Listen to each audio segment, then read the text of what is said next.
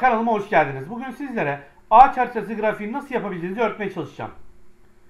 Bu grafik karmaşık ve çok boyutlu verilerin korunduğu şekliyle kategorilere veya alt kategorilere ayrılmasını sağlayarak basit, şık ve görsel bir şekilde karşılaştırma yapmamızı sağlar. Hazırladığım örnekte Türkiye'nin bölgeleri, bölgelere bağlı şehirler, şehirlerde bulunan şirketler ve sahipleri ve bunların satışlarının miktarları ile yüzdeleri görülüyor. Bu grafiğin ağaç haritasına benzetilmesinin nedeni verilerin genelden özele doğru dallandırılarak gösterilmesi nedeniyledir. Şimdi nasıl çalıştığına bir bakalım. Bunun için formüllere geliyorum ve şimdi hesapla diyorum.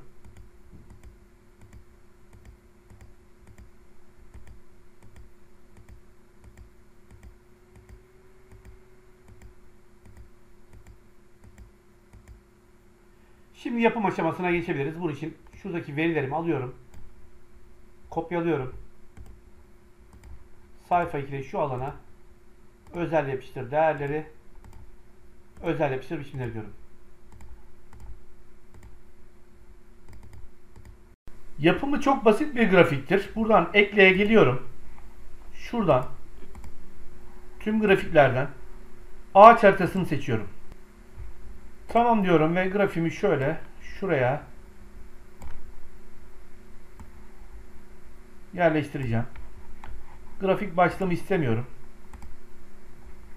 Diğerleri şimdilik kalsın.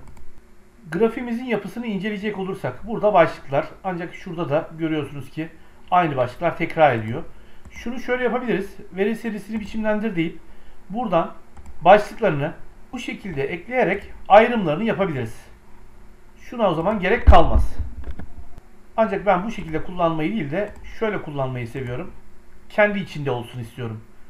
Buradaki problem de şu. Bazen renkler birbirine yakın olabiliyor. Ayrımı göremeyebiliyorsunuz.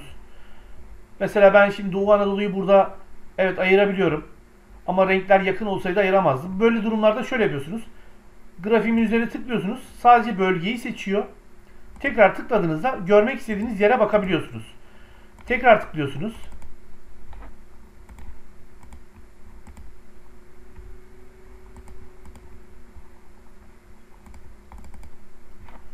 Çift tıkladığınızda geri geliyor.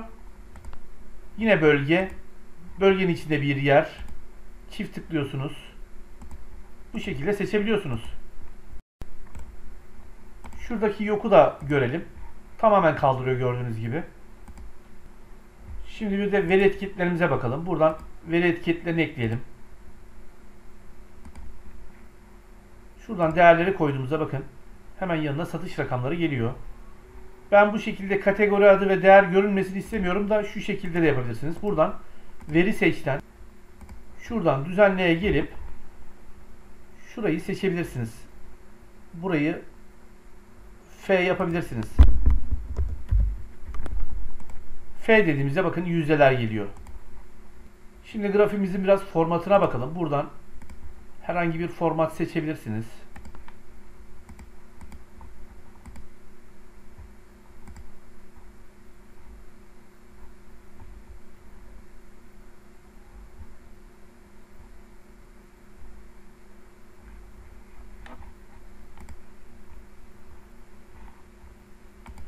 Ben mevcut haliyle bırakacağım ama bunları sileceğim. Ama şuradan renklerini değiştirebilirim. Şu şekilde yapabilirim.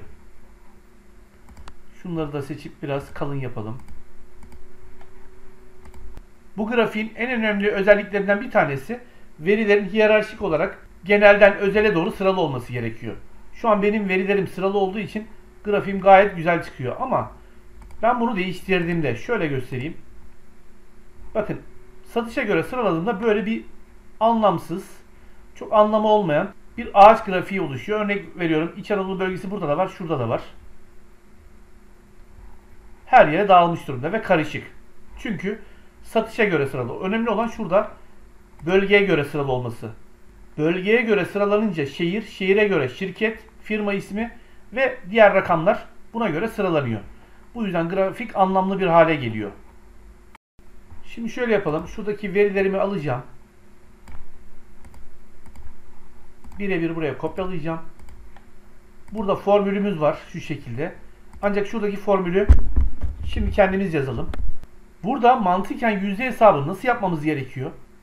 Yapmamız gereken bölge, şehir, şirket ve firma sahibine göre satışları toplam satışa oranlamak.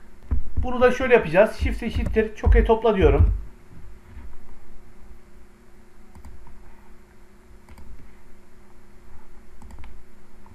Aralık toplamamız satışlar. Ölçüt aralığımız birincisi bölgeler, ikincisi şehirler. Çünkü bölgeler tekrar ediyor, şehir de tekrar edebilir. Yani aynı şehrin içinde farklı şirketler olabilir. Şirketler, aynı şirket tek bir ortak değil, 2-3 ortaklı olabilir. Ve firma sahipleri. Bir firma sahibi 2 tane firmaya sahip olabilir. Bu yüzden topla diyorum. Tabii şu anda şurayı silmem gerekiyor. Burası olmadı. Tabii şu anda herhangi bir şey çıkmadı. Çünkü bölü diyeceğiz. Topla. Yine üstün olması lazım. Şimdi yan tarafa geçemedim. Bunu düzelteceğim. Şunu yapacağım. Aşağı doğru çektiriyorum. Şunu daraltıyorum. Formüller şimdi hesapla.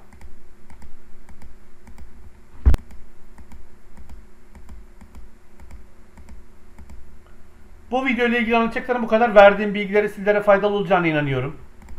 Kanalıma abone olup bildirimleri açmanız halinde bundan sonrasında yayınlayacağım faydalı paylaşımlardan haberdar olabilirsiniz. Beni takip edip çalışmalarımı izlediğiniz için teşekkürler.